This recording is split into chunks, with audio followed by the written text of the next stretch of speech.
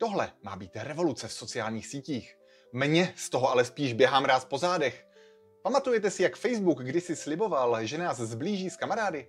Tak nové sociální sítě plánují odstřihnutí lidí z feedu úplně. Jak jsme k tomu dospěli?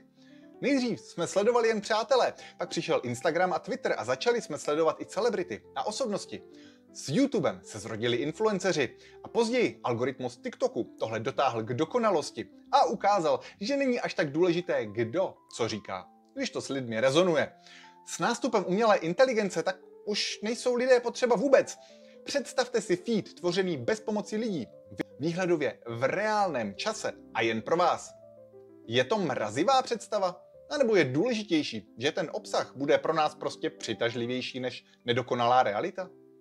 V době, kdy mizí sociální skupiny a vše se čím dál víc odosobňuje, mi to nepřijde jako úplná sci-fi.